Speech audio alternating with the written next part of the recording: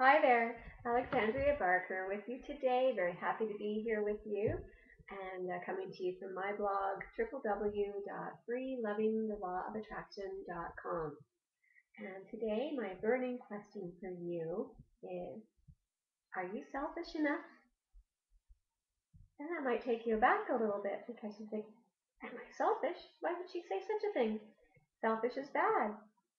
But I'm here to tell you that selfish is good. Selfish is necessary. Selfish is very much required for you to stay on the good side of life, to stay emanating a positive vibration so that you're working in conjunction with the law of attraction to bring good things into your life. So what do I mean by this? Well, I'll give you an example to kind of clarify what I'm talking about here.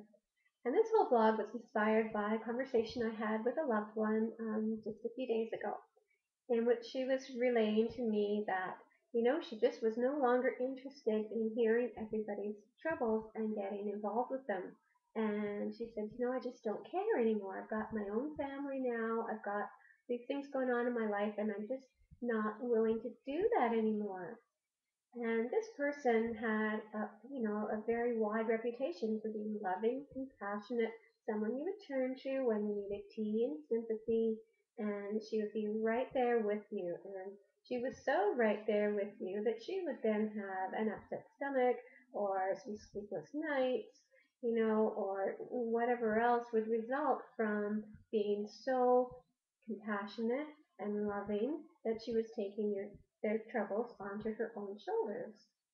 So I was very happy to hear that she's not doing that anymore, but it kind of posed the problem that can come up when you decide to gently kind of disengage from that activity. Because sometimes the people that you've been giving your all to will begin to feel a little bit, maybe a little bit abandoned because the common tendency is to think that when we have a problem, we want to reduce it, and how we want to lessen the problem is by sharing it with other people. And it feels like that's what's happening. You're talking with a good friend or a couple of good friends, and they're sharing their experiences, and you feel like you're getting it off your chest. Phew, feel better now. But that's not really what's happening because in the retelling of whatever situation has upset you, you're giving it more power and you're continuing to send those negative, vibrations out into the world, attracting more back. And these loving, compassionate souls who have decided to share your unhappy feelings with you and, in fact, share some experiences of their own that might kind of mirror yours, in the interest of showing you how compassionate they are and how they really do understand. And then you remember some other experience that's also similar, and then they do as well. And, the whole thing just kind of rolls and rolls like a giant snowball rolling down the hill, gathering more and more momentum and becoming very hard to stop. And so the problem with that is that if you're the person who is sharing it, but you're not releasing it at all, you're just, compounding the effect. And if you're the loving, compassionate friend or spouse or lover or whoever, if you're the compassionate one taking all this on, bringing your vibration down to that level so you can really relate to them and really be sympathetic, then you're just creating kind of a mess for yourself. And you might find yourself going home and uh-oh, that kind of situation has replicated itself in your own life and in your own world.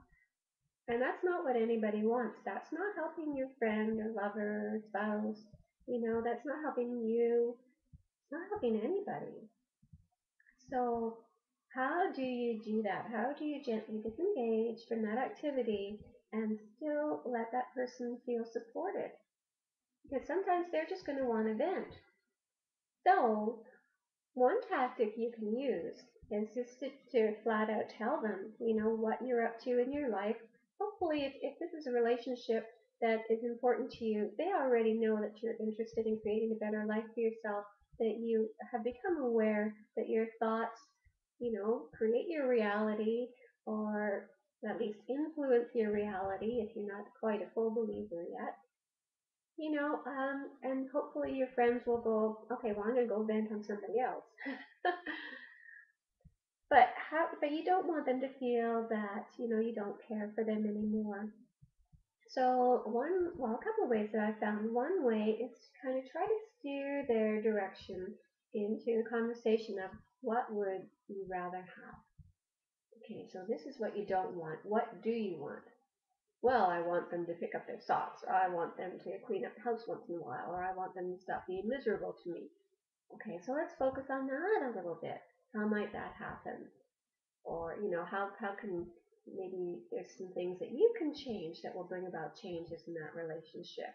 So you can kind of guide the conversation down that way a little bit by looking for solutions. Because if you're looking at the solution, you're not looking at the problem any longer. So you're not sending out that matching vibration that's going to bring more problems back into your life. You're sending out the vibration of solution. Well, if you're thinking of a solution, there's hope there. So you're working your way up the vibrational scale, and you're getting closer and closer to where you want to be. And so is that person, the friend.